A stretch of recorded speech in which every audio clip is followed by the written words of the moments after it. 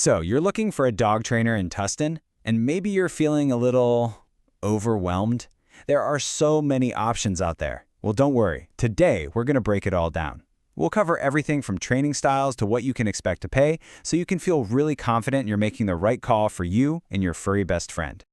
Okay, here's our game plan. We'll start with the big picture, what life with your dog in Tustin could look like. Then we'll get into the nitty-gritty, how to find a qualified professional, what different programs cost, the must-ask questions for any trainer, and finally, where to go to put all that new training to good use around town. All right, let's jump in. First things first, let's talk about the why. Why are we even doing this? What does having a great partnership with your dog really mean, especially here in Tustin? It's not just about sit and stay, right? It's about making your life together so much better. Just imagine for a second, you're taking a calm, easy walk through Old Town Tustin. Or maybe you're out exploring the trails at Peters Canyon, and your dog is right there with you, happy and relaxed. No pulling, no drama, just enjoying the moment. That's what this is all about. That's the goal. So how do we get there? How do we get to that peaceful walk in the park? Well, it all starts with finding the right person to guide you. And before you even start Googling, it's a good idea to know what you should be looking for in a top-notch, modern trainer. Okay, this is probably the biggest piece of advice I can give you. Look for a trainer who uses positive reinforcement. What does that mean? It's pretty simple, actually. It's all about rewarding your dog for the good stuff they do. This approach isn't just effective, it builds an amazing bond of trust between you two. Honestly, it's the standard for humane and effective training these days. Now you're going to see a bunch of letters after trainers' names. And it can look like alphabet soup, right? Don't let it intimidate you.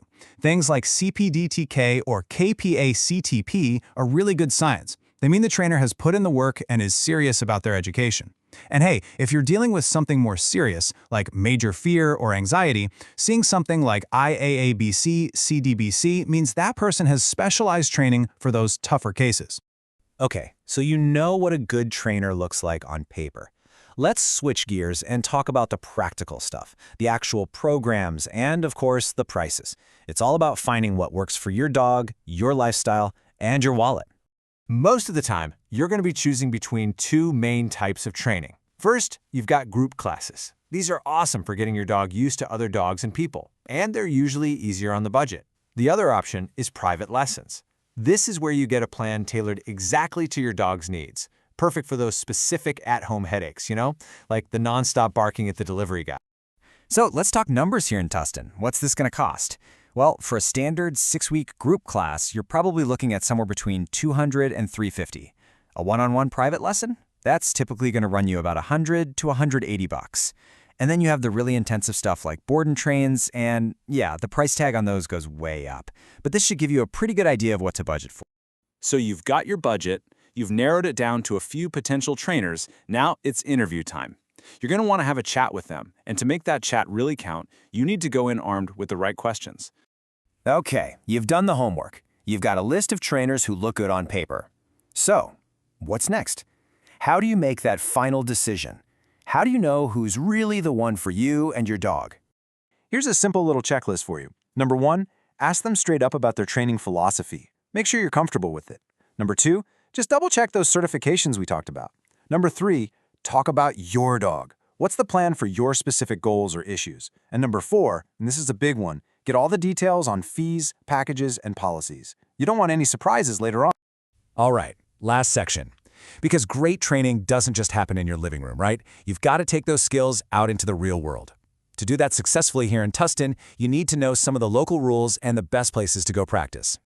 Here's a really simple but crucial tip for living in Tustin. Your leash has to be 6 feet long or shorter anytime you're not on your own property. That goes for all of Orange County, actually. It's a safety thing and it's the law, so practicing that nice, loose leash walk on a standard leash is a must. And part of being a good dog-owning neighbor in Tustin means knowing a few other local rules. For example, any dog over 4 months old has to be licensed with OC Animal Care, and you'll need a current rabies vaccination for that. Also, something to keep in mind is that non-stop barking can actually be considered a public nuisance, and that's exactly the kind of thing that good training can help you manage. So, where can you go to practice all these new skills? Well, if you want to work on recall, that's getting your dog to come when called, the dog park at Tustin Sports Park is a great safe spot. For practicing polite on-leash walking around other people, the trails at Peters Canyon are perfect. And for just practicing being calm around mild, everyday distractions, a place like the Village Green Park is just the ticket. You know, at the end of the day, getting the right training isn't just about fixing a problem behavior. It's about building confidence for your dog and for you too. It makes every walk in the park, every trip to a cafe, and just every day at home here in Tustin that much better. It makes your life together calmer, safer, and a whole lot more fun for everyone.